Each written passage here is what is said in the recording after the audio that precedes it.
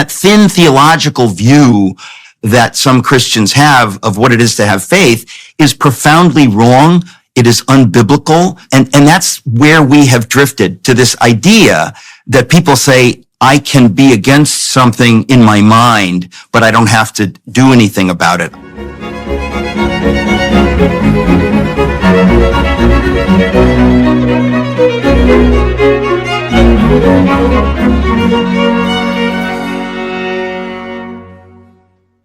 Hello, everyone watching and listening. Today I'm speaking with author, speaker, radio host, and incorrigible Eric Metaxas. We discuss his most recent book, A Letter to the American Church, which argues that it's a betrayal of faith to stay silent in the face of tyranny. We parallel the rise of the wannabe arbiters of speech across history against those making themselves manifest today, and detail the responsibility to act against falsehood that's an intrinsic part of the Abrahamic tradition, although increasingly non-existent in the American church today. So you recently wrote Letter to the American Church. I released a podcast a while back, or I guess it was just a monologue, which was Message to Christians. And so obviously, to some degree, we're thinking along parallel lines. Why did you think it was necessary to write a letter to the American church? What did you mean by the American church? And tell us about the letter and what the consequences of writing that was. That was 2022, that was released, right? Yes. I'm large. I contain multitudes. You know who said that? I believe it was Chris Christie. Just kidding. I'm very eclectic. I'm very eclectic, and I have to tell you that some people know me principally as a writer because I've written 14 plus books, many children's books. I do, of course, radio show, TV show, and so on and so forth. But almost everything that I do for everyone. In other words, I'm trying to reach a broad audience, not just I want to sell more books, but because I feel God created me to speak to a popular audience, to a wide audience. This most recent book, which is my shortest book, Letter to the American Church, is the first time I have ever written something specifically only for those who claim to be Christians. I thought to myself, well, I shouldn't say I thought to myself. I had a number of thoughts rambling around in my head that became increasingly highlighted in a way that I couldn't. I don't know how some people will take this, but I've never felt God called me to write something the way He did this book. In retrospect, all of my books, Bonhoeffer and so on and so forth, it's exceedingly clear to me that God's hand was in my writing them. But never have I felt a burning passion that I knew was God calling me to write this specific book. So it's a strange and unique thing in my experience.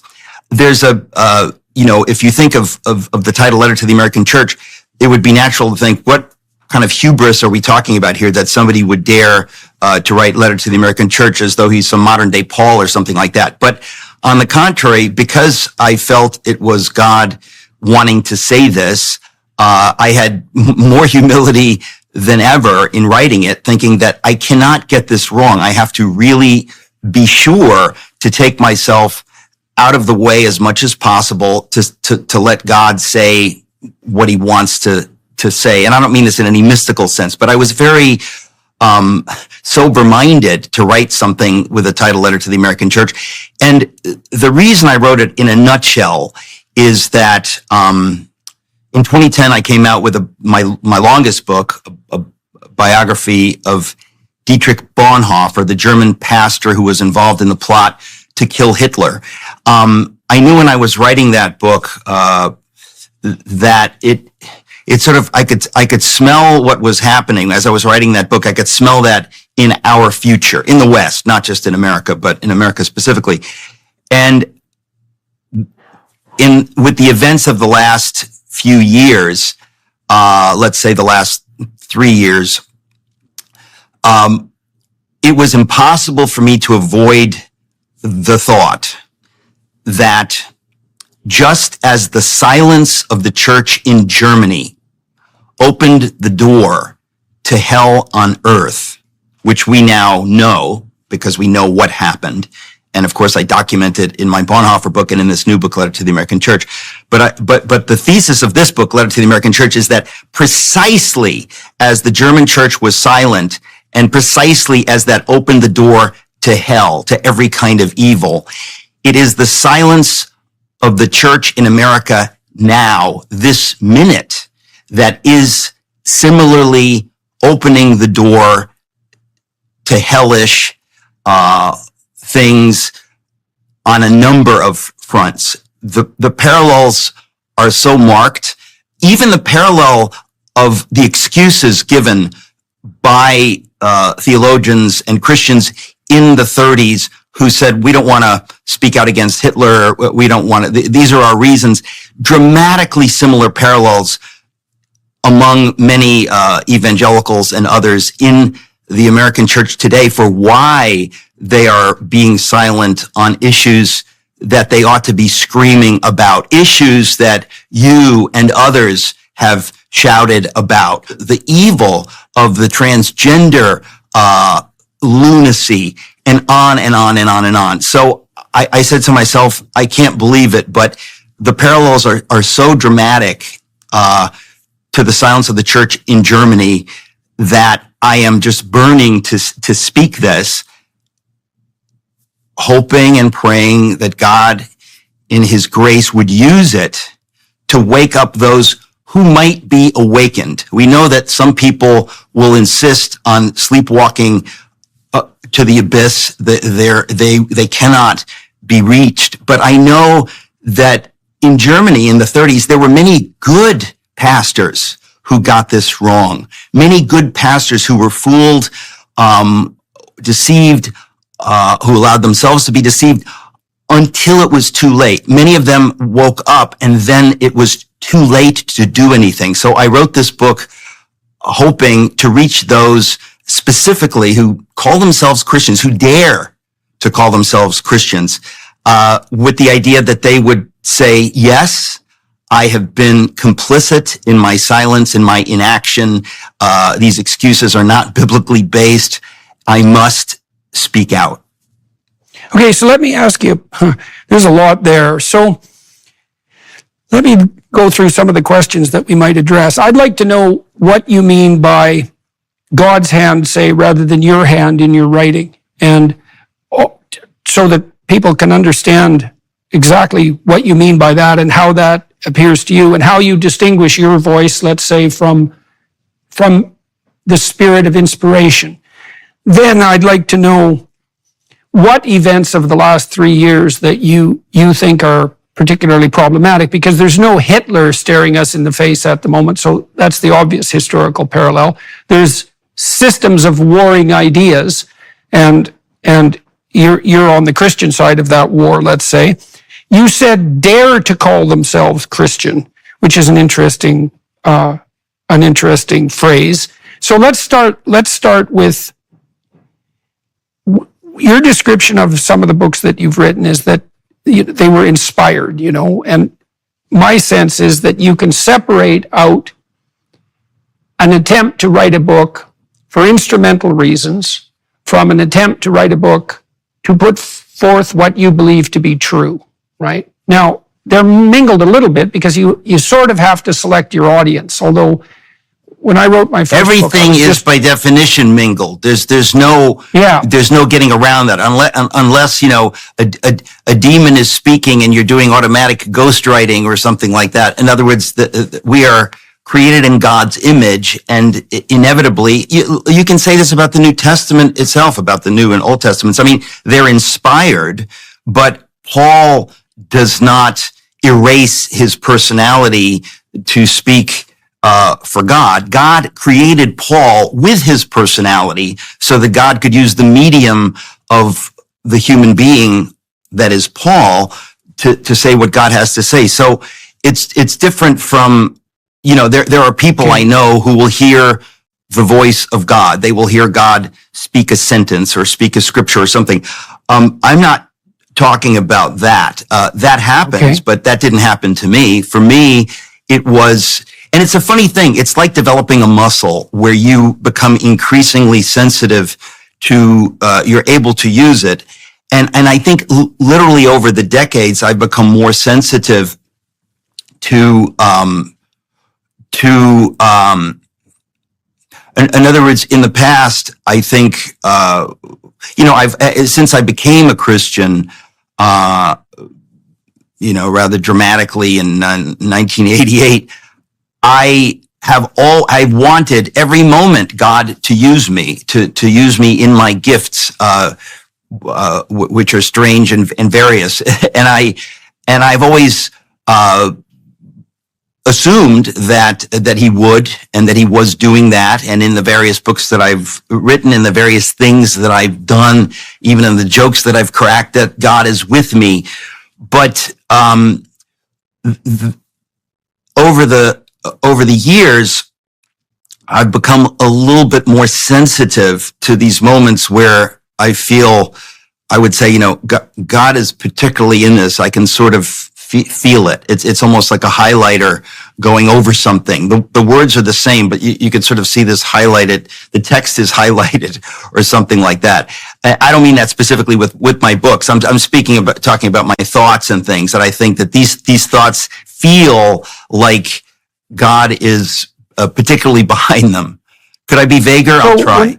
No. This is a hard thing to get right. So, there's going to be some wandering about in the darkness trying to get it right. I mean, one of the things I try to do when I'm speaking and also when I'm writing is to feel, I wouldn't use a visual metaphor. For me, it's more like feeling my way forward for toe holds. The image that always comes to mind for me is walking across a swamp of dirty water where there's stone pathway underneath, and I can feel out with my feet if the next thing I'm standing on is, water or crocodile or solid ground. And I'm always searching for that sense of solidity. But it's interesting. There's a presupposition in what you're saying that there is a path forward. There's a right way and a wrong way. And that's a presupposition that you've just put out there. In other words, you operate with that presupposition. There's such a thing as truth. And I don't want to get it wrong. And that alone is a big thing to put that out there. Right. Well, I would say that I agree. No idea whether that's truth. Right. Well, I think that's akin in some ways to your claim that you're attempting to be directed by as close as you can manage to divine inspiration when you're writing. I mean, it isn't a set of axiomatic statements like I do believe. Forgive me for interrupting, but it's gonna sound like I'm claiming that I'm being led by God in everything I write. I don't want to say that. I'm just basically I'm a writer. I'm a speaker. I do my best. The only time I felt something more palpable of God's inspiration was in writing Letter to the American Church. I felt like I've never written anything as sobering and urgent. And so I had a more keen sense that I really need to get this right, because what I'm saying is so serious and so urgent. But I don't want to imply that there was anything mystical about it, or that every word was, chosen by God. But I just had a sense of humility. There is something, I suppose, mystical about that intuition that there's a distinction between words that are false and words that are true. Yeah. And it isn't easy exactly to describe how you know the difference. I mean, you know the difference the way you know the difference between truth and falsehood, if you do in fact know that difference and haven't clouded your mind up too badly. But it's no different than the instinct to know what's...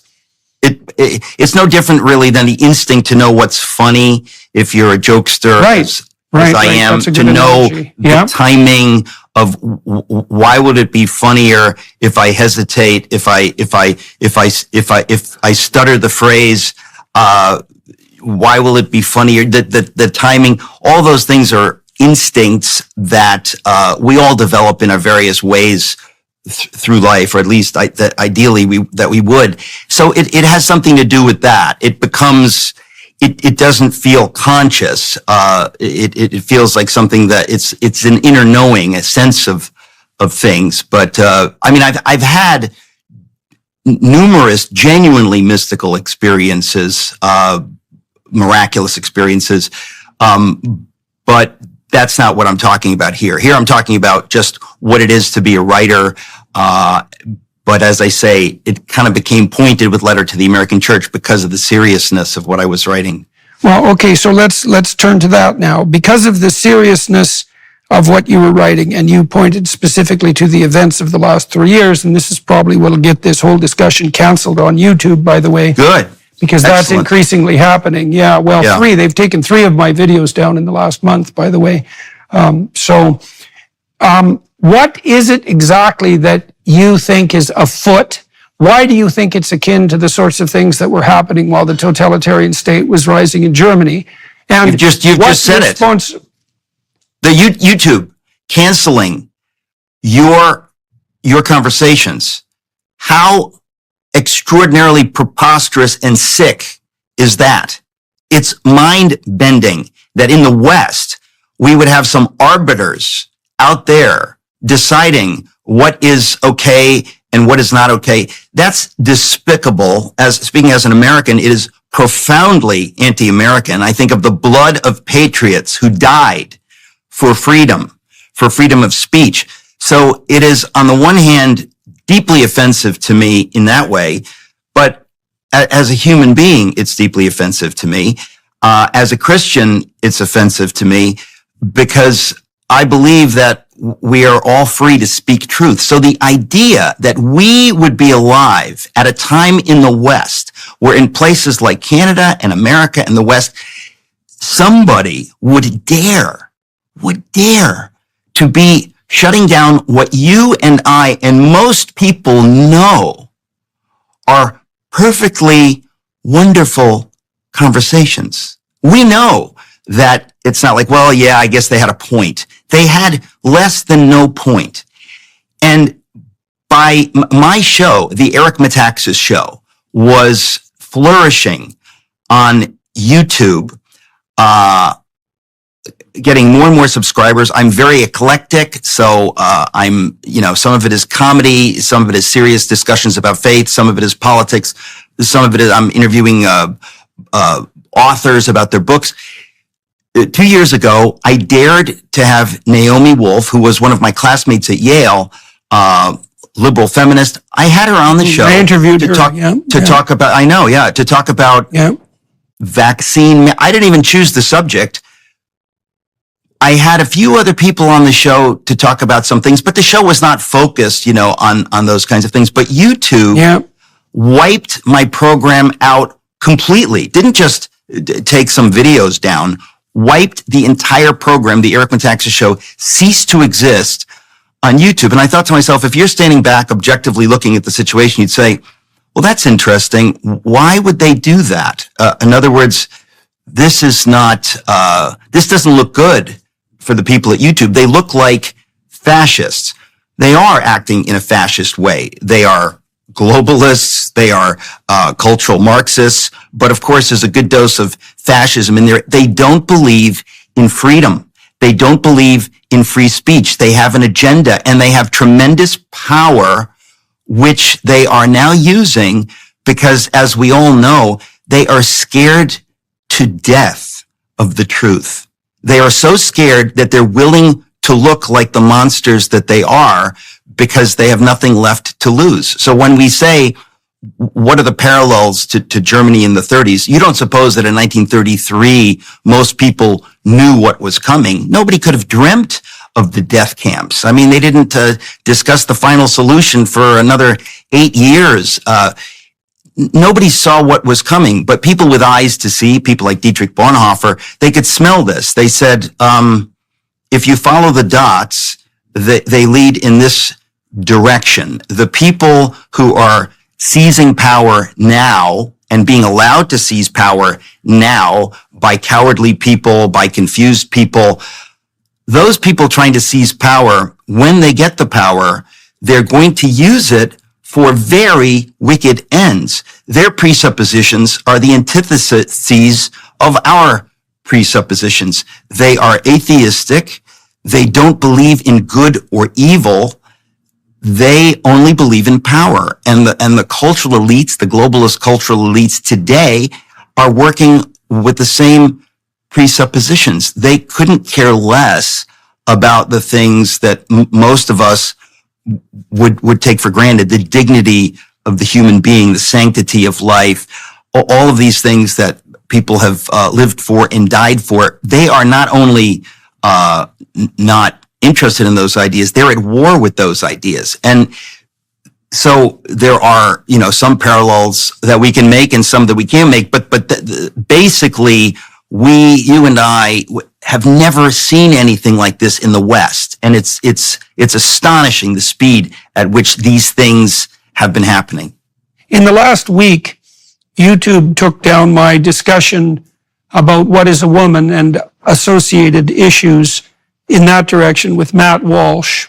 And they took down a video that was a year old that I did with Helen Joyce, who's an economist, journalist, and a very credible person, on the trans minor surgery scandals in the UK, which have resulted in the change of a number of UK policies, not that podcast specifically, but those issues. But most relevant, as far as I'm concerned, they took down a discussion I had with Robert F. Kennedy. And the reason for that, in principle, was he veered into the vaccination criticism domain. And, it's not like I walk arm in arm across the desert with Robert F. Kennedy. I think he's an interesting person. He's a bull in the china shop, just like Trump, and God only knows what he's up to or what he'll do. But, and here's the issue, he's running for president, and he's in the middle of a presidential campaign. And YouTube took down one of his videos. And I'm looking at this from outside. My country, Canada, is as screwy as you can possibly imagine, and then some. But I never expected to see this in the United States, that a corporation would interfere with an ongoing presidential campaign. But is it the United States? Is it? I mean, when you're dealing with Google or YouTube or any of these companies, they are, and this is an interesting thing, and this is why if you're a whore for money, you don't care whether someone is patriotic or has any fidelity to American principles. And most people, most politicians don't care. But we need to care. So the idea that you would have Google allying itself with China, and as I say, why? For money. Okay, what could be more despicable? I can tell you something that's more despicable than that. I think that if you're whoring for money, so to speak, that there's actually something predictable and admirable about that. And let me lay the argument out, okay? Partly because if I know that you are actually motivated by money, and even if that's your single There's nothing wrong with being motivated by that, but you and I know that there are limits. If somebody says, it's like that scene in The Third Man. If I know I can make a certain amount of money, Orson Welles' character, if a few of those people disappear, who cares? In other words, this has always been the question, right? Somebody says, well, you can make a lot of money, but it's going to involve you're allying yourself with people who are torturing and murdering and sexually abusing people. Are you okay with that? Most people would say, I hope no. Some people would say, well, I don't know. But the point is, what we're talking about right now is people who are looking the other way. They would gladly do business with slave traders. They would gladly do business with the Nazis if they could make a buck. They cynically, some of them believe, listen, if I'm not going to make a buck here, someone else will. I might as well make a buck. And that's what we're dealing with now with all of these globalist corporations.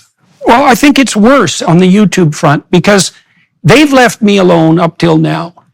And I think that what they're doing to buttress their ideology is actually counterproductive, at least in this situation on the economic front. The thing that frightens me about the YouTube ideologue types is that I think that they would act even against their own narrow economic self-interest. Correct. Push their damage in. Well, that's You're what I right. mean by worse. If you're honestly greedy, I agree with you. can at No. least I agree with okay. you. But the point is, it's mixed. The point is, it's mixed. Yes. When Hitler took over in the 30s, some people, it's just like today. It's exactly like today, because this is human nature. They simply didn't want, quote unquote, any trouble. So they were willing to look the other way when something bad was happening. There were some people didn't want to lose their jobs. So there's an economic thing. But the point is, evil never operates in a vacuum. It works with things like human interest. And the question is, there's this amalgam of things going on. For some, it's purest greed. How much money can Pfizer and company make? They don't give a damn about the side effects or the what. There are people who are in it for the money, and there's so much money that they're willing to look the other way. There are other people who are pulling the levers. Other people that couldn't possibly need more money, whether it's George Soros or Bill Gates. So it's an amalgam of things, and we're dealing with all these things. We're asking the question, how does evil operate? That's how evil operates in every kind of way. And every single person has a choice whether to participate or to say, I refuse to participate. I would rather do the right thing and trust God with the results. And that's why in Letter to the American Church, I'm writing specifically to those people, Christians, who claim to believe in the God of the Bible, to believe that Jesus defeated death on the cross. Well, if you believe that, you are going to presumably behave differently because you believe that, because you have... Okay, so you said something core there, and I think it's core to... No, we're just getting closer and closer to the point, which is a good thing to do in a discussion.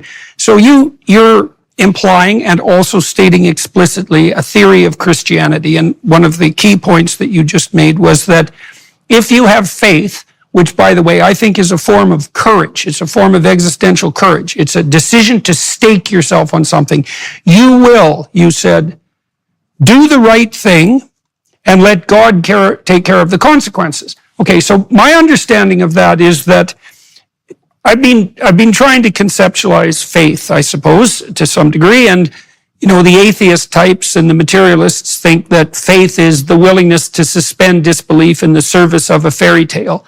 And I think that faith is something entirely different than that. I think it's the willingness to stake yourself on the truth in the faith that whatever happens when you tell the truth is the best thing that could possibly happen.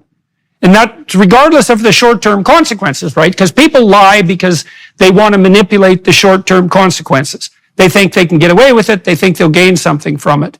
Okay, so I think, no, you tell the truth, and sometimes you're going to pay a price for that, but it's nowhere near as much of a price as you're bloody well going to pay if you lie. Now, you might be too stupid and willfully blind and naive and crooked and devious and deceptive to understand that, but doesn't mean you're right. So you said, do the right thing and let God take care of the consequences.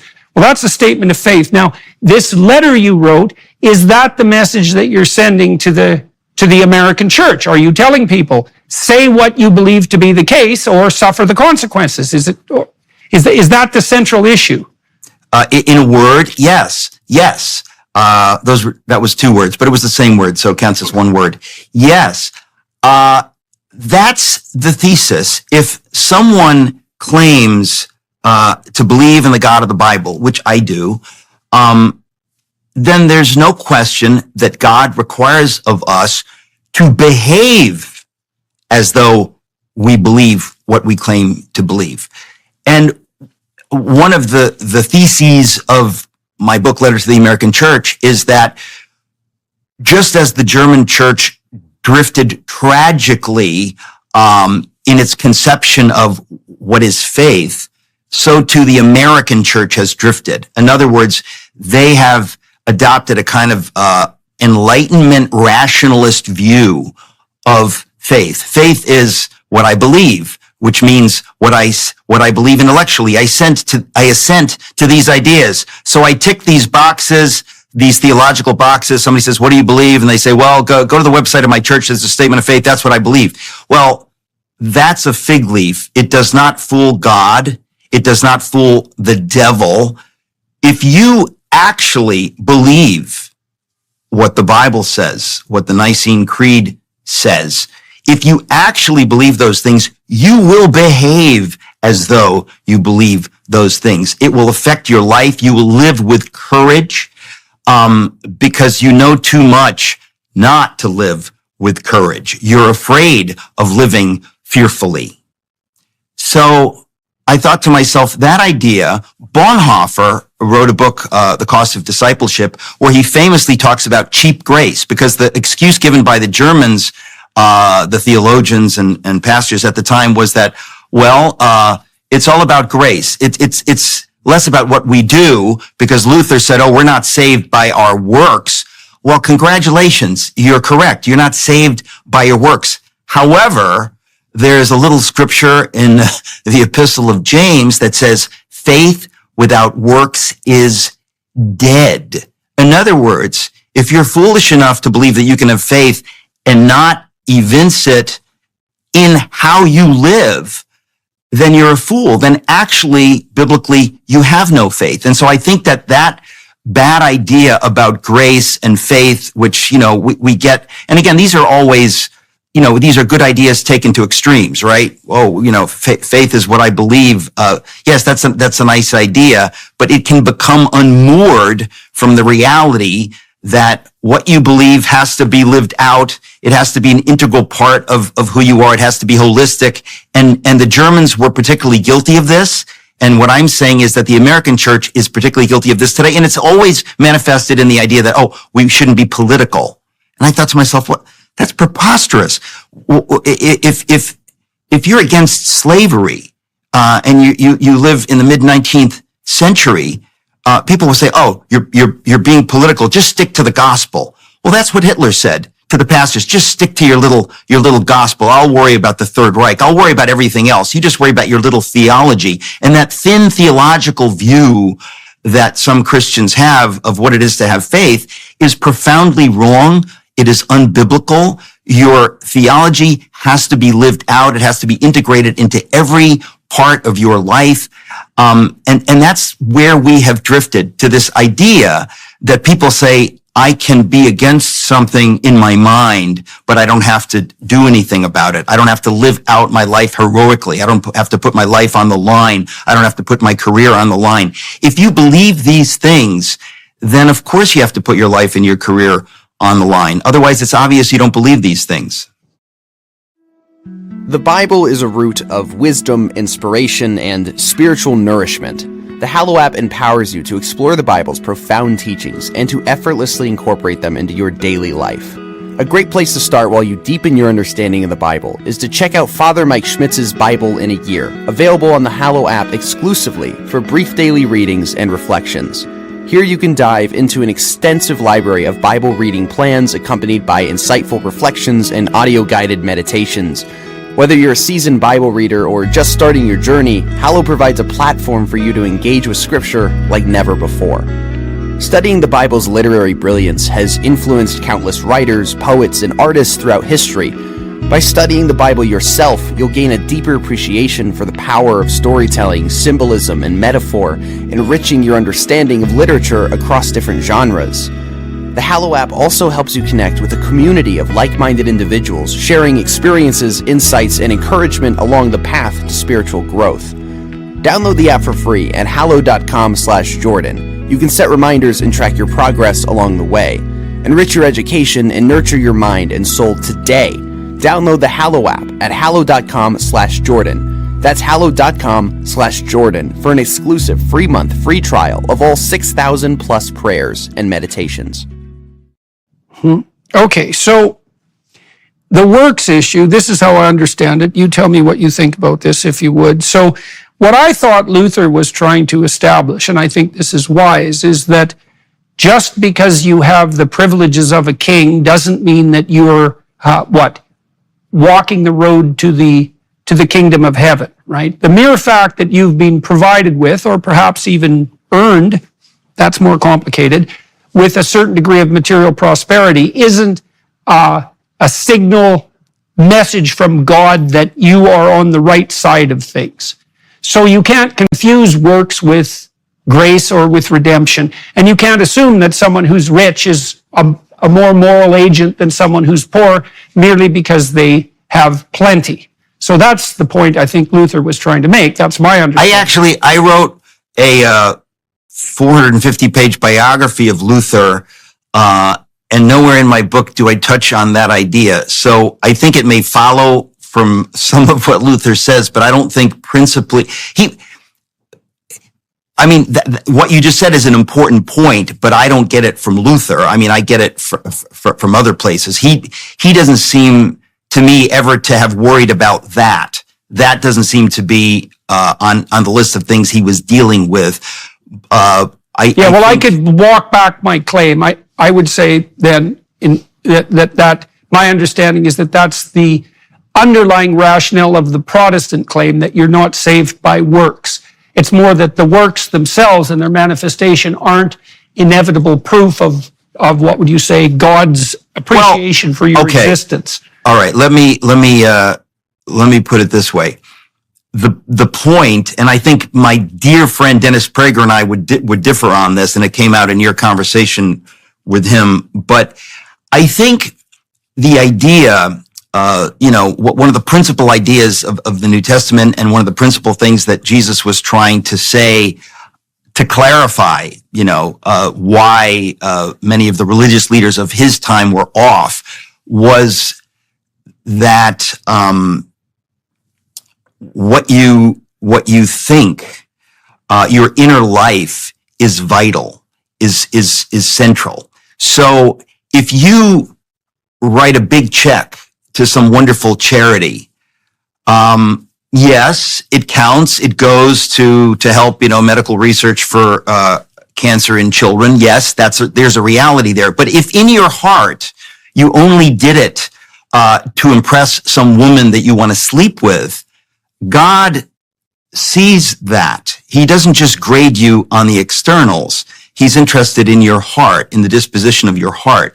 And so Luther, there's so much to Luther, but I think the issue is that Luther was making this distinction. What he was worried about was this idea that, you go through the mumbo jumbo and the rigmarole of the church, and that's all that counts. And he was saying, no.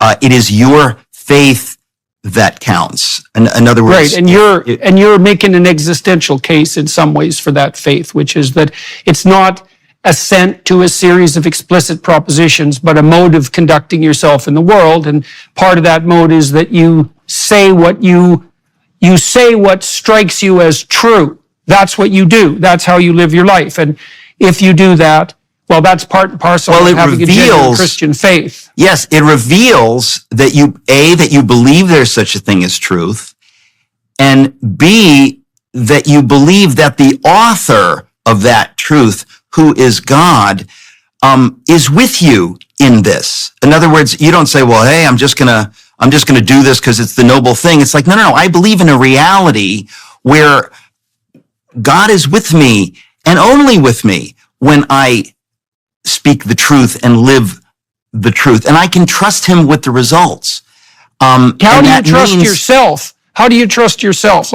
So fair enough. I buy the argument. I think it's accurate. I think it's the most accurate argument in some ways. But then you come to the next problem, which is, well, there's God and then there's you, and you're just a confused human being. And so how do you take steps to ensure that your judgment about what constitutes the truth is reliable even in your own eyes? Well, first of all, you have to want it to be, you have to care. You have to have enough humility to know that you could get it wrong, and therefore to cast yourself on God and say, Lord, help me, because I know that I'm a fallen, sinful human being. I got that much. That's clear to me. And so without your help, I will screw this up. So it's this is part and parcel of what it is to be free, you know, that it comes with risks. You can get it wrong, but to be cynical and not to try to get it right is really wicked. So this cheap grace you talked about too, which, so I have this interpretation of, I'm sure it's not unique to me, but of one of the commandments, which is do not use the Lord's name in vain. And people like to think that means don't swear. And I think in a very trivial sense, that is what it means. But what it really means, as far as I can tell, is don't pretend to be doing the work of the divine when you're feathering your own nest, right? And I really see this as a particularly egregious sin of the times. Pride is a sin of the times, and so is deception, pride and lies. And of course, I think those are the two canonical sins in some real sense. But this notion of easy moral virtue, almost everything I see on the ideological side appears to me to be an attempt to proclaim moral virtue and the accompanying status, and perhaps even the pathway to redemption, without doing any of the work at all. And I think the universities are terribly complicit in this, because what they basically tell students is the secular equivalent, I think, of what you're complaining about on the Christian side, which is, well, you don't really have to be a good person, which, by the way, is a very difficult thing to do. And the consequence of not doing that is everyone ends up in hell. But you don't really have to be a good person. You just have to be against the right things. And conveniently, that'll require, a little protesting on your part. And conveniently, it will enable you to what would you say, see the devil in everyone else and not in yourself at all. And then you've paid your price and you can trumpet your moral virtue and away you go down the road. All of which is a satanic counterfeit of the truth. I was at Yale in the 80s, and I saw this for the first time. I grew up in a working class home. No one had gone to college. So here I am at Yale. And for the first time I saw that, we didn't know the term virtue signaling, but it was all there already in you were academy. at Yale. So what were you taking? In the academy, I was taking penicillin, but we can't talk about that. Just kidding. No, I was, I guess that's how you Canadians put it. I was an English major.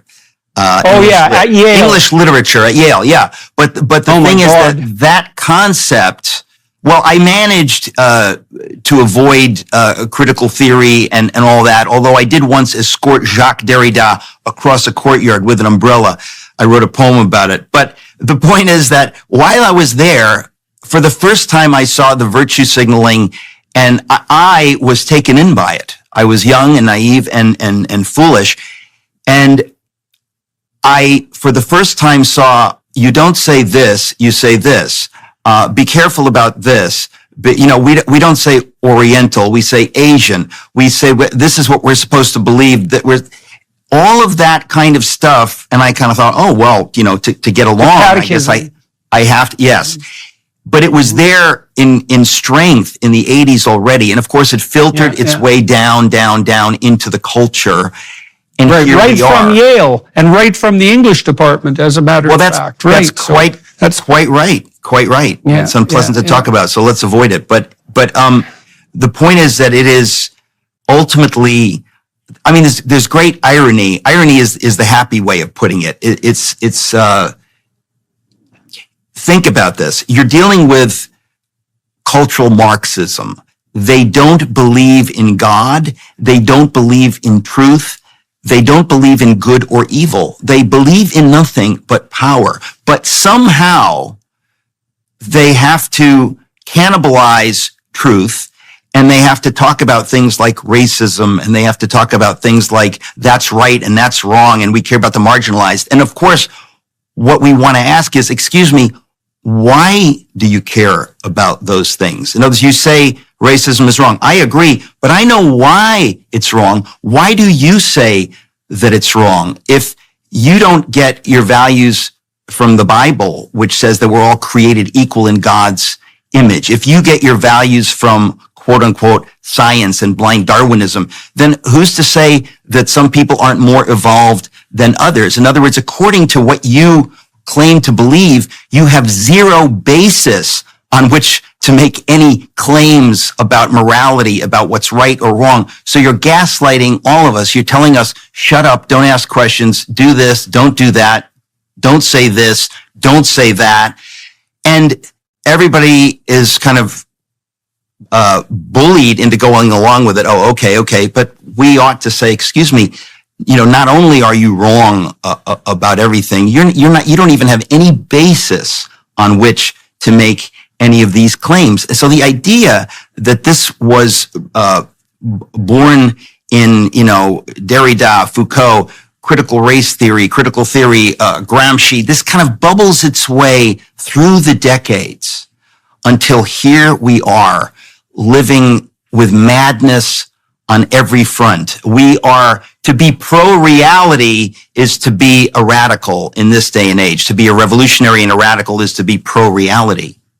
So let me throw another idea at you. So I've been doing a lot of writing and thinking about the biblical stories, for a very long time and very intensely recently. And I've spent many, many hundreds of hours, I suppose, thinking about the story of Cain and Abel, which is a story that never ceases to terrify me right to my core. And what you see in that story is the story of two principalities making themselves manifest in some way for the first time, right? So you have Abel, who makes the proper sacrifices, who dedicates himself to God, who looks upward and does what's actually necessary and true and reaps the benefit as a consequence.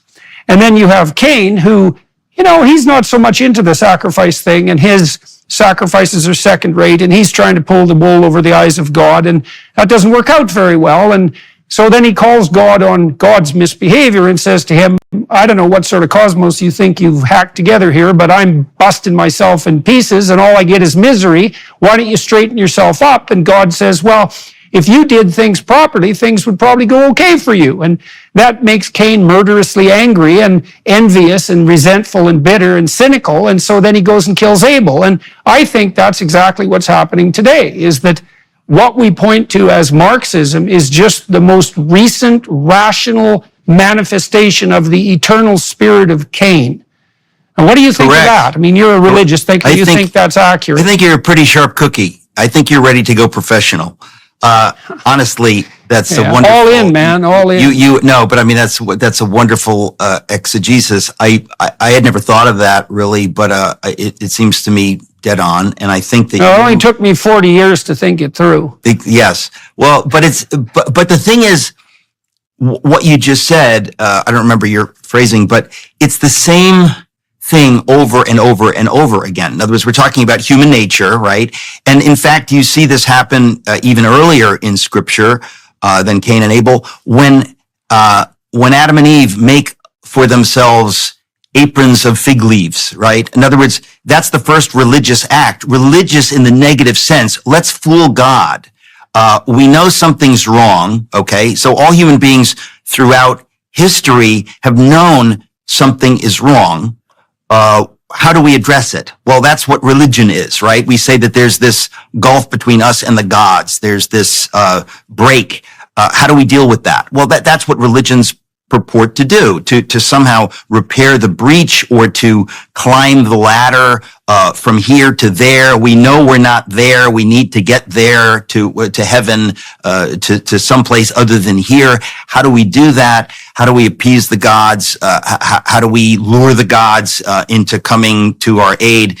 That's what religion is. And in our hearts, we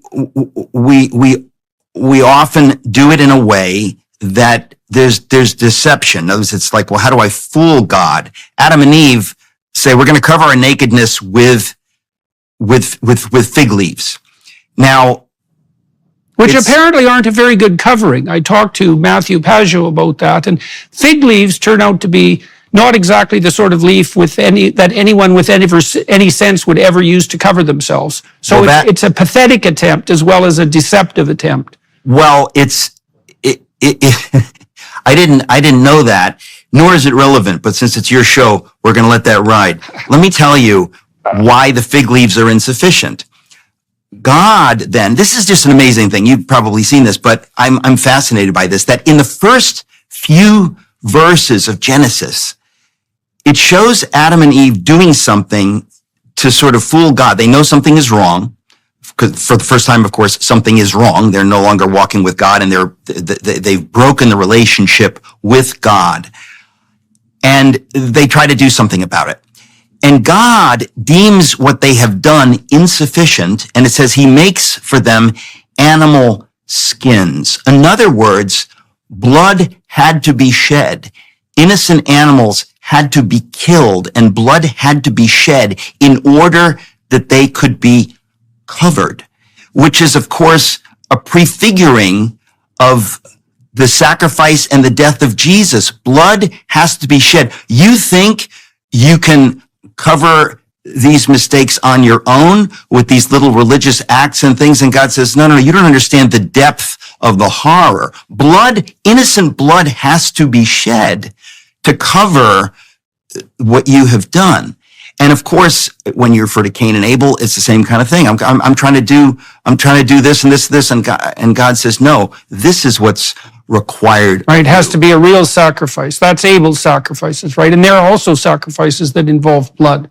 So imagine where we are today, that you have people, they've effectively created a false religion, which is particularly horrifying and wicked.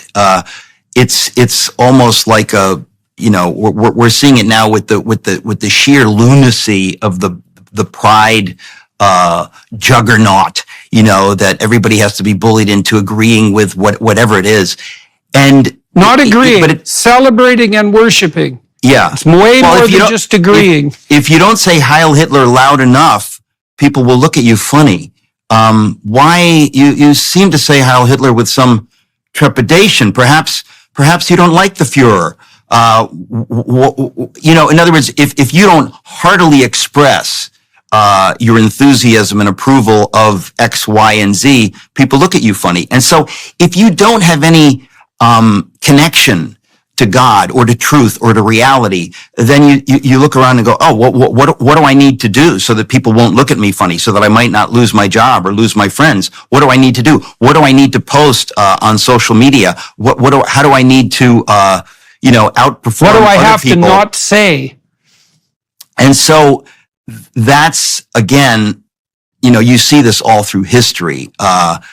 But the reason I wrote Letter to the American Church is because, it's my thesis that Christians have no excuse in this. You claim to believe in the ground of all being. You claim to believe in the God of the Bible, that he, not just died for you, but literally bodily rose from the dead and defeated death. If you believe that, which you claim to, you will behave differently. You will behave fearlessly, as martyrs and others have throughout the centuries. That's what's required of us. And we've been kind of drifting along with everything, pretty fine. We kind of thought like, well, we don't actually have to give our lives or maybe lose our jobs or whatever. You have a lot of pastors, to put this even, more pointedly, who they're worried about maybe losing their 501c3 tax deductible status by saying something vaguely political from the pulpit. And I thought, what kind of cowards can you be? You're supposed to be speaking truth. You're supposed to care about people out there, not just in your congregation, but out there in the world, so that if you were alive in slavery times, you would be speaking against this satanic abomination of the slave trade, as Wilberforce did, and against slavery, as people did. And when people say, oh, you're being political, just stick to theology, you'd say, excuse me, what kind of theology do I have? What kind of gospel am I preaching if I don't care about people who are suffering horrors, if I'm silent? Everyone's talking about how ChatGPT and artificial intelligence are going to change the world. Microsoft and Google are investing heavily in AI. They're also the same big tech companies that determine your search results, only now they get to cut out a whole new layer from the information you see. That's why I use ExpressVPN to add that layer of protection back between me and big tech. The ExpressVPN app hides your unique IP address on all of your devices. This makes it much more difficult for big tech to identify who you are. ExpressVPN is so easy to use, all I have to do is tap one button on my phone or computer to turn it on, and that's it. But ExpressVPN doesn't just protect me from big tech, it also encrypts 100% of my online traffic, keeping me safe from hackers and prying eyes. And the best part is, one ExpressVPN subscription covers up to 5 devices at the same time. So stop letting big tech leech onto your data freely by visiting expressvpn.com/Jordan. That's expressvpn.com/Jordan and get 3 extra months free. expressvpn.com/Jordan. This is what happened in Canada. You know, when I burst onto the scene, I suppose to speak, so to speak, in 2016, it was on this trans issue peripherally, right. But for me, it was the government was mandating a certain form of speech, right? The government said, well, here's the words you have to use. And I thought, there's no goddamn way I'm letting you pikers take control of my tongue, because I know what happens when that happens. And what happens is everyone ends up in hell. And although it's sort of like hell being in Trudeau's Canada, it's not as bad as it could get. But it'll certainly get there if everybody holds their tongue when they have something to say. I've been reading Jonah. So here's something cool, right? And you tell me what you think about this. It's sort of like the Cain and Abel situation. So God comes to Jonah and says, well, you got some things to say there, buddy. Get yourself to the city and make some noise. And Jonah, being a very wise man, thinks, up yours, God. I'm going the other direction, like anyone sensible would. Right. And so he jumps on a boat, right? And away he goes. But the storms rise, and he admits his sins, and the sailors throw him overboard. And then you think, well, that's pretty rough on poor Jonah. God told him to speak, and he was silent. Now he's going to drown. And then you read and you think, oh, well, drowning would have been real good for Jonah, because the next thing that happens is the worst possible creature from the darkness of the abyss comes up and pulls him to the bottom of reality itself, where he cooks away for 3 days. And so you don't just end up in the damn water, you end up in hell if you shut your mouth when you have something to say. You've just given it a vaguely Jungian gloss, which I will pretend not to notice. Honestly, these stories, I mean, I don't know how to respond except to say yes. Again, wonderful exegesis. And look, these stories, which are from sacred scripture, are they're fathomless. You know, the meaning, truth. I mean, it just it's. I run a series, a conversation series called Socrates in the City, and the idea is Socrates, being Greek, I had to name it Socrates in the City, but Socrates said the unexamined life is not worth living. Now, he was not a Christian, but he had the good sense to believe that there's probably this thing called truth. We could probably arrive at it by asking questions and honestly trying to answer the questions. And that, again, there's a presupposition that Socrates has. And he says it's worth risking and it's worth examining our lives when he says the unexamined life is not worth living. And I think, you have to be a particularly fearful, shallow person to say, I don't have time for that. I just want to get by. Tell me what I need to do. How many Jews do I need to kill? How many blacks do I need to enslave? Like you do, tell me what I need to do. Oh, do I need to say this? Oh, no. Now today I need to say the opposite of that. Just tell me what, in other words, the idea that you would, sell your soul for a mess of pottage, to go back to your Cain and Abel reference, it's an amazing thing. And I think if we're honest, we know we are all guilty of that to some extent. But to the extent that you are aware of your guilt, you want to wake up others. And that's what I am hoping to do, is to say, folks, those of you who claim to be Christian, this is, again, I write all of my books for everyone, and I can make the case for why I believe in the Christian faith. But I'm talking in this last book, Letter to the American Church, specifically to those who already claim to believe this. And I say, listen, if you believe this, you're on the hook for actually leading the way in leading the way in showing people what courage looks like, in showing people that no, there is this thing called truth. And we are made to speak truth and to act truth. And we believe that, you know what, even if I lose my life, I don't lose my life.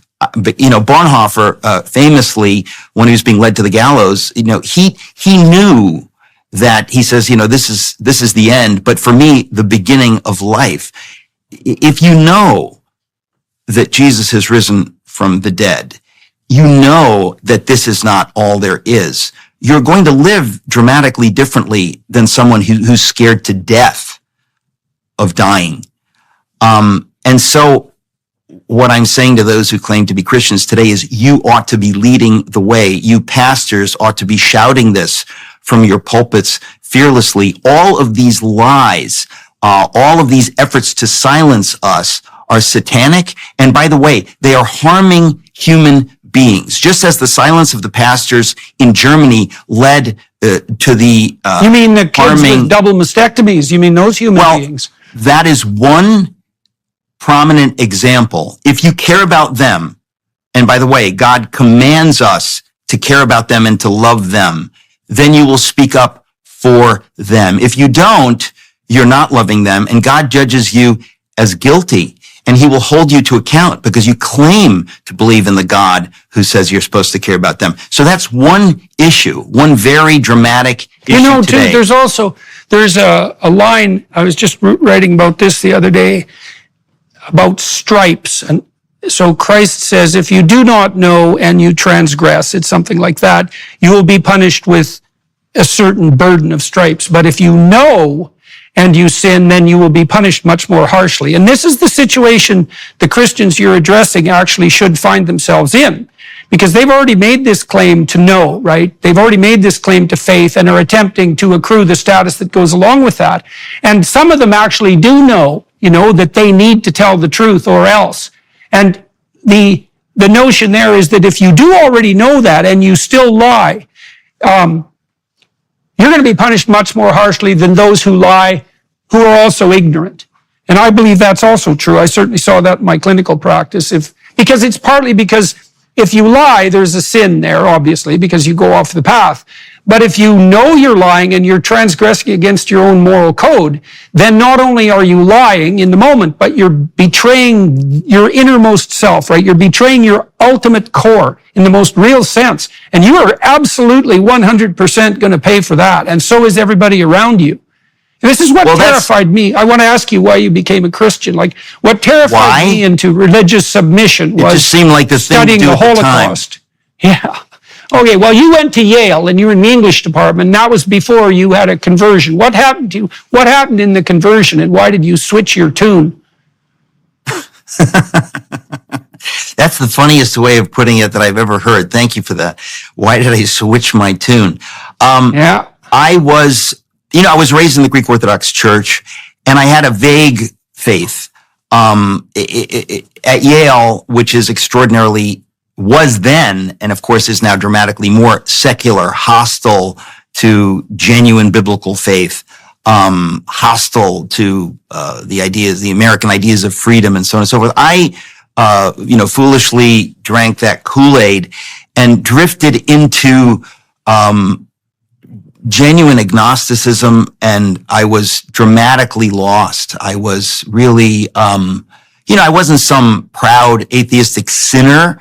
I was just lost. And ultimately, we could talk about this later, but ultimately, I found myself, horror of horrors, moving back in with my parents, my European immigrant parents who had worked menial jobs to put me through Yale University. And they're kind of looking at me like, so why are you back here again? What are you doing here?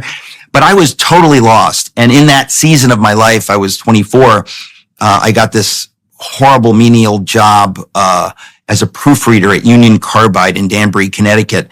The Hebrew word is Gehenna. It was awful. And in that misery, I met someone who began to share his faith with me. And I was initially hostile or at least not wanting to hear it for many, many months. And long story short, around my 25th birthday, I had a dramatic, miraculous dream in which, in a nutshell, God spoke to me so unequivocally that there was no going back. It was game over. I say it's like going to sleep single and waking up married. Can you tell me, would you tell me the dream? Now? Sure. It's actually hard to do justice to it. No doubt. It encompasses three parts of my life. Part of the reason it was so staggering to me as I was having this dream, because I don't dream very much, and I had never ever had a dream anything like this. This was another category of dream. It was like having a vision in the context of a dream. I was unconscious, of course, I was sleeping, but I have to say a couple of things for background, so you get the vocabulary. Number one, grew up as the son of immigrants. My father from Greece, very, like most Greeks, inordinately proud of being Greek and wanting to raise his kids in that tradition. And so that was a very important part of my growing up, that I am Greek, that this is my identity. Once my father, we were at a light. I mean, I still drive there today. And at this light, we saw the car in front of us on the bumper that had one of those, chrome fish. This is in the 70s. And my father says, "Do you know what that is?" And he explains to me that that's the Greek word for fish, is ichthus. And it's spelled, it's an acronym. Well, the word is ichthus. So, but the early Christians adopted that symbol of the fish as a symbol of the Christian faith, because the word fish is an acronym for Isus Christos Theos Imon Sotir, Jesus Christ, the Son of God, our Savior. So they used the symbol of the fish because to them, the symbol of the fish meant ichthus, Jesus Christ, the Son of God, our Savior. So it's the secret symbol of the Christians. And my father was, thrilled to tell me that's a Greek word and that's where that comes from. And so I always associated that fish with Christ after I saw that. So again, this is by way of background. Fishing was very important to me growing up also. I should say that, if I had a hobby other than like watching sitcoms, it was fishing. That was very important to me. So you like to call things up from the depths. Don't get Jungian on me. You do that on your own time. Okay. So yeah, of course. So, basically, around this 25th birthday, if you'd said, "Who are you?" in your guts, it was, the Greek background and my family was vitally central to who I was. Secondly, this idea of fishing, this was my only hobby, the thing that I did when I had time. But thirdly, the life of the mind. When I went to Yale, suddenly I cared about the meaning of life, and I really was an English major. I realized, even somewhat at the time, because I'm trying to figure out the nature of reality. By reading these great novels in the Western canon, I'm putting together these pieces to figure out what is the nature of reality, what is the meaning of life. And I was actually doing that without doing it particularly intentionally. It was just instinctively the life of the mind. And I came up, and I have to say this so then the dream will make sense. I came up with, as only a pretentious undergraduate could do, I think I've got it figured out, that it's kind of like a literary trope. It's an image of a frozen lake, and what all religions, world religions, mean to do is, so this is where it becomes Freudian and Jungian, and you must forgive me, but the idea of a frozen lake, I thought this is a perfect image for what religion tries to do. You have this ice on the top of the lake, which is like the conscious mind. The ice is the conscious mind. And our goal is to drill through the ice to touch the water, which is the collective unconscious. We want to touch the divinity, the Godhead. Again, Jung's idea, not the Bible's idea, but this idea that that's what God is, the collective unconscious. So I had this image that I developed, as an undergraduate, like, okay, so that's what all religions are trying to do. They're trying to drill through the conscious mind to touch the other side, to touch the collective unconscious, which is the kind of new age idea of the divinity, the Godhead, whatever that is. So I bring all of this, into my 24th year, and around my 25th birthday, have this dream. In the dream, I'm standing on a frozen lake, Candlewood Lake in Danbury, Connecticut. I'm ice fishing with friends, and I look at the hole in the ice, and I see what you never see if you're ice fishing. I see a fish pointing its snout out of the hole, and I look at it, and I reach down, and I lift it up by the gill, because it was a pickerel or a pike. They have very sharp teeth, and you'd never lip land a fish like that. So I pick it up, and in the dream, I lift it up, and it's a large pickerel or pike, and anybody who knows that fish knows that it has a kind of bronze coloring. But on that glorious winter day, the sun was shining brightly. The sky couldn't be bluer. The ice and the snow couldn't have been whiter. And I hold up this fish in the dream, and I see that because of the sun, it looks golden. And suddenly in the dream, I realize, no, it doesn't just look golden. It is golden.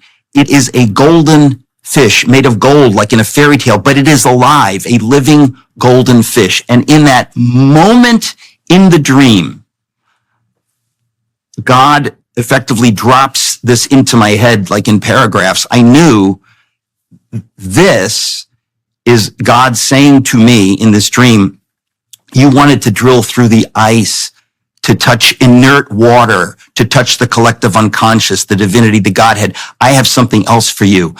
I have the golden fish, Ichthus, Jesus Christos Theos imon sotir, my son, your savior, Jesus Christ. How did you know that? Why did you make the association between the fish specifically at that point and Christ? Or did that happen in the dream? No, that's what I'm saying. It happened in the dream. I knew. No, but the realization took place in the dream too. The realization took place within the dream. Within the dream, I knew within the dream that this is Jesus Christ, the Son of God, our Savior. I had been searching for this thing, to touch inert water, and God says, I'd like to one up you with your own symbol system. I'd like to give you what you're really looking for. My son, your savior, Jesus Christ, a living being. And when you think about it theologically, a fish coming out of water, what happens when a fish comes out of the water? It dies. The idea that God came from his medium to our medium to die. All of this came clear in the dream. And when I was in the dream holding this fish, I was flooded with joy, because what I had believed you could not know, that the Bible is true, that Jesus is God. In the dream, I realized, no, I know. And as I was holding the fish, I realized I have what I'm looking for, what I was looking for, which I didn't believe could be found. This is God. He's given himself to me. And in the dream, I was flooded with joy. Within the dream, this is before I woke up, I knew this is true, and I just had this joy. So the next day I went and I told the friend of mine at work the story. I said, I had this dream. And he says, well, what do you think it means? And I said, and I never would have said these words. These words would have made me cringe at any previous day. I said, it means I've accepted Jesus. I never would have said that. I was made uncomfortable by people who said that, but I knew that I had jumped over the broomstick, that I was in another world, that I had accepted Jesus, and that's, that happened right around my 25th birthday. Mm-hmm. What happened? Well, that's a great dream, by the way. I mean, that's quite the archetypal blast you got there. That'll teach you to fish around in the dark. Well, you never know what you're going to catch. Yeah, I really feel like I'm talking to Jordan Peterson. It's so. Yeah. It changed everything. I was a different person from that day forward. My life changed very dramatically. How were you different? What changed about you? Well, the first most immediate somewhat embarrassing manifestation is I immediately stopped sleeping with my girlfriend of 3 years. I knew I can't do that. That's for marriage, and I want God. So that's a sacrifice.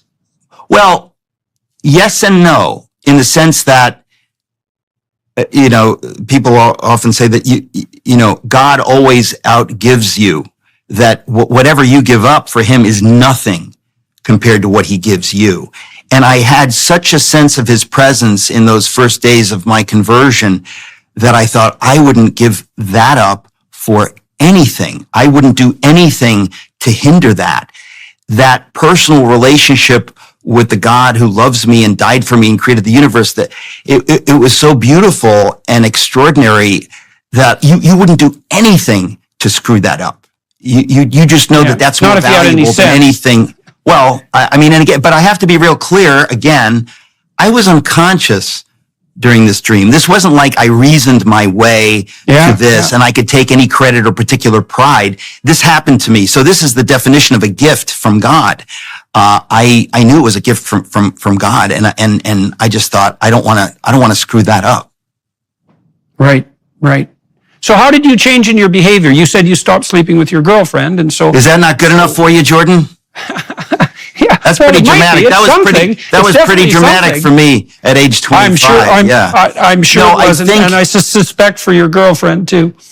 Well, yes, of course. That's the thing is that when you choose God, you don't know where that's going to lead you. But it really, that's the fun of it. Well, that's correct. That is the fun of it, because God, that's the Abrahamic adventure, eh? Whom we can trust, wants to take us on a glorious adventure. He invites us to this glorious adventure. And when you turn it down, you think you're turning down some kind of bummer. And it's like, no, you don't understand. This is what you were made for. This is the adventure of your life. It's what's the Pink Floyd line? And did you trade a walk-on part in the war for the lead role in a cage? You're being given a role in the battle between good and evil, which is real. God says, "Come with me on this adventure. Participate with me in this extraordinary adventure. You've been given the privilege to be on the side of good and truth in this war. And, you follow, my banner and you walk with me. And this is what you were created for." And imagine saying, no, I want to be the star of my own show. I want the lead role, but as Pink Floyd says, lead role in a cage. Sex in the City. Actually, it's Miltonic, right? I'd rather reign in hell than serve in heaven. What could be more foolish than that? Nothing. Yeah, right. Absolutely. Well, that's what I think about power claims too. It's like, because people will say, well, people who use power are successful. And I think, well, if you're ruling over hell, and are you the least successful? Are you the most successful or the least successful? And it seems to me that the ruler of hell is actually the least successful person in hell. And that's where you get if you use power. So you might be able to rule, but it'll be hell. And you think you're the winner, but you're actually the ultimate loser. It's actually painful to contemplate. Genuinely. Yeah. It's well, that's horrifying. Why you should contemplate it. That's exactly right. I tried to learn the lesson of the Holocaust, because that's what we were enjoined upon to do, right? Never forget. Well, that means understand. And that means, figuring out how you take those first steps to hell, and then the next steps, and then the next steps, and then drag everyone along with you. And you definitely do that by lying. There's no doubt about that. So what you're saying, my Bonhoeffer book, which, it's a 600-page biography of a German pastor who saw these things happening and knew that he must speak out against it. And he tried to wake up the church, because he knew that God specifically called the church to be the conscience of the state. You claim to believe this and this and this and this. You must stand against this evil. And we know what happened. So the idea that all these years later, something similar could be happening, and how many people have said, we're never going to repeat that again, never going to, and you ask the question, okay, how are you going to prevent it? Did you learn the lessons? Did you learn that there is such a thing as satanic evil? When you look at the death camps, I mean, listen, when they uncovered, that's the question. Isn't that the question? You bet, that's the question. When they uncovered the death camps, I think most people in the world couldn't believe it. It was too horrible. It was too horrible. There's something inside us that says, I can't take that in. And I think that's what we're facing today. When Naomi Wolf, dug into the Pfizer documents, and you look at the evil, it's too much to take in. It will change you when you see the evil of the Chinese Communist Party's will to power. It's painful to look at, and yet we must look at it. We must deal with it. We must ask, what is the answer for us? What are we to do? You have to respond. You cannot look the other way, but the temptation to look the other way is dramatically strong. And that's what I think people like you and I are hoping to do, is to tell people, no. God is with you in this. Don't be afraid. Well, you can be more, you can even be more pessimistic about it in some ways. You can tell people, well, it's going to be pretty damn brutal if you tell the truth. But boy, you want brutal. You just keep lying and see where you end up. That'll be brutal beyond your wildest imaginings, man. That's absolutely 100% for sure.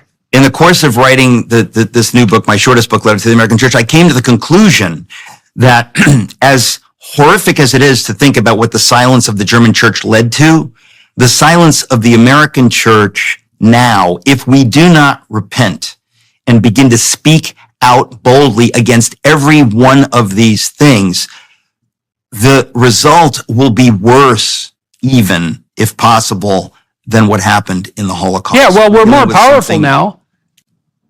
So why not think about the whole 20th century as a trial run? And we're no wiser, obviously, because people are still, what did they say? They still allow the cat to have their tongue. It doesn't matter if I don't say what I believe to be true. It's like, you just keep walking down that road, buddy, and see where you end up. So what happened? What kind of response did you get from the church to your book? What kind of response are you still getting? Who's to say what the church is? But I will tell you that the response has been very, very positive. I'm very happy to say that, because I had no clue. I didn't write this book as some career move or a way to make money. I just thought I must write this. But the response has been extraordinarily positive. I've never ever gotten as many speaking invitations, people emailing us daily.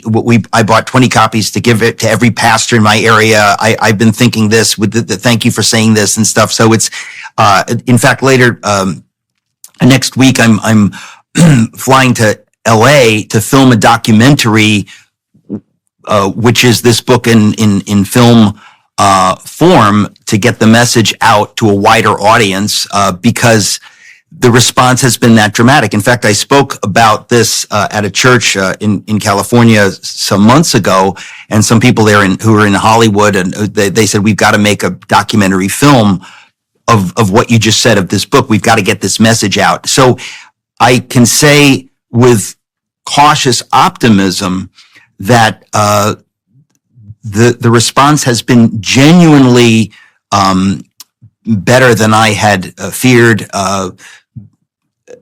better than I had hoped, even.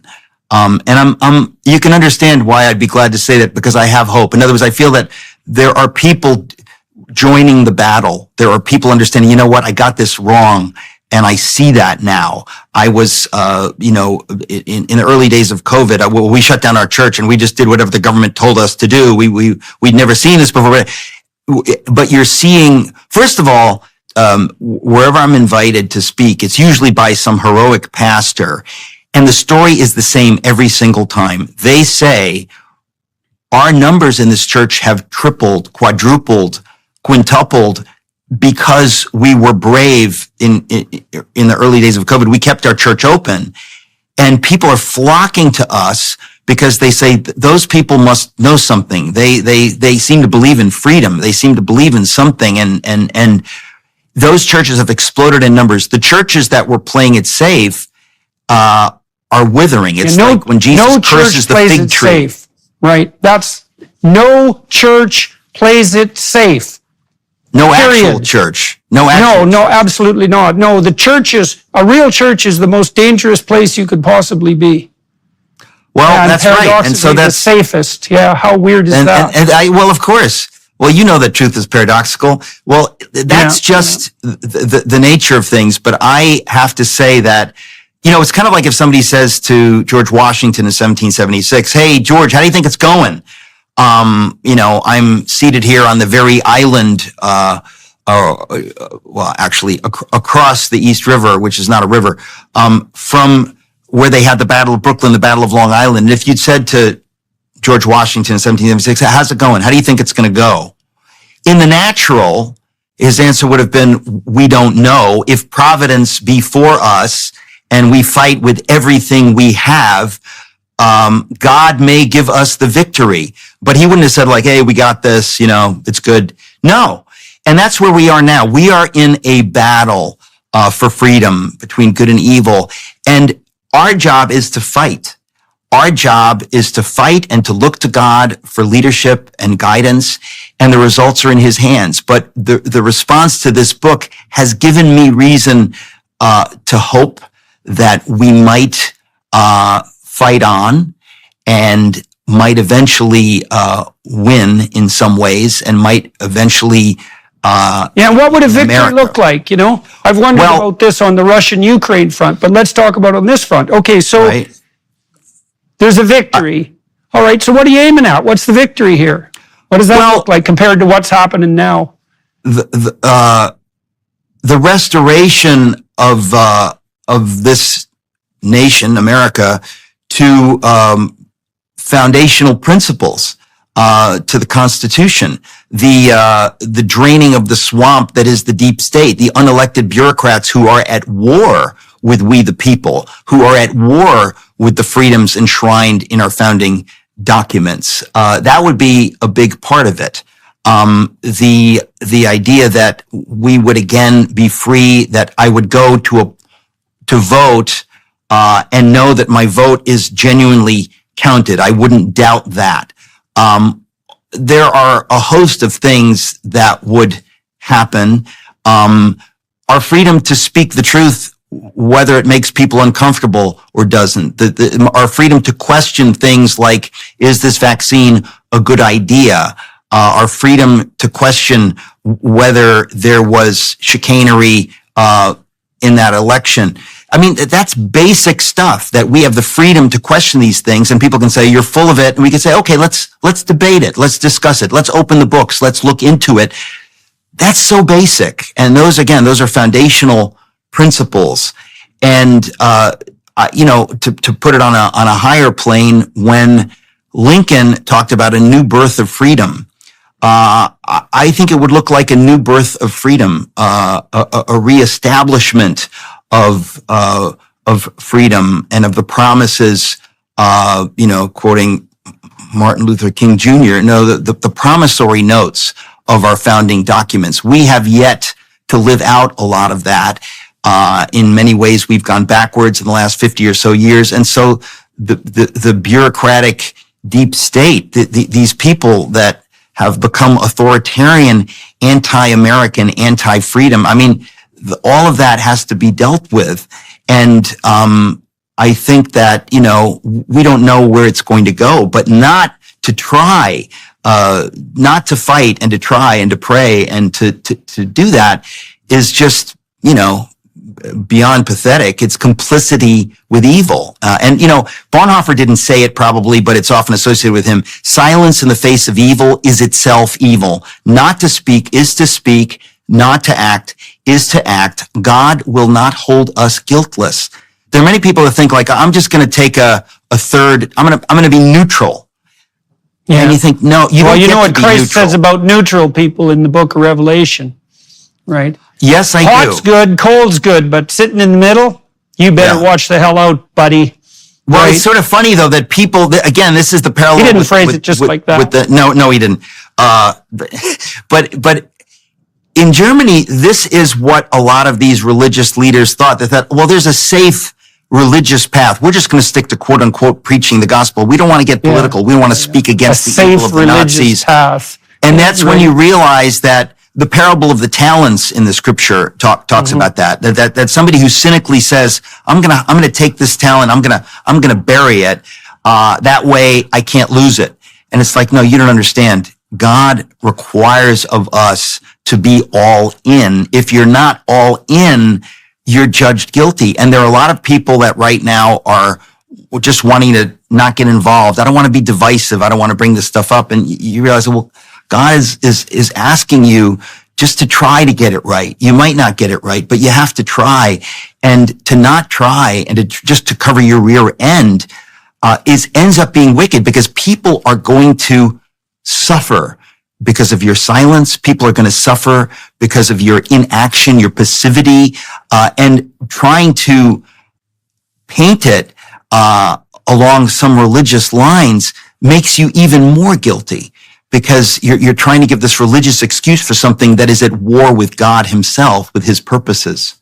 I'm going to bring Eric over to the Daily Wire side, because we're not on the dark side enough yet, so we might as well go there.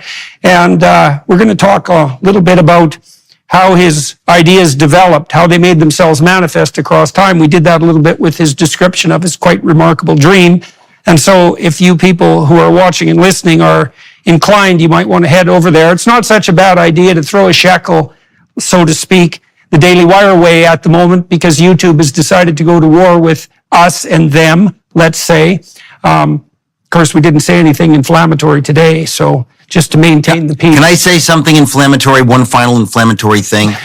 Hey, man, but just because we touched on so many things, and yet there's so many things we didn't touch on, I would like to shamelessly ask people simply to visit my website, which is ericmetaxas.com, because there's so many things that I wanted to say in the course of this and obviously wasn't able to. But it's just my name. If you can spell it, it's Greek, ericmetaxas.com. But I just,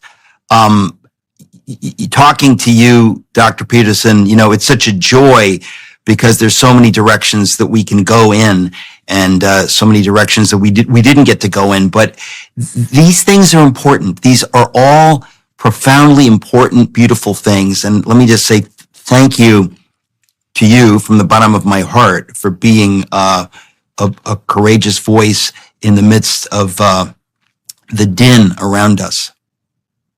Well, thank you very much for agreeing to talk to me today. And for everybody watching and listening, your attention and time is not taken for granted. We appreciate the fact that you're coming along for the ride, so to speak. I'm going to switch over now to the Daily Wire side and continue this conversation. And, very nice to meet you, Eric. I'm sure we'll meet again. No doubt we'll talk again, God willing. And thank you again for everybody who's watching and listening, to the Daily Wire Plus crew for putting this together, facilitating these conversations, to the film crew here in Toronto. That's much appreciated as well. And sayonara, sir. We'll talk to you on the Daily Wire side. Thank you.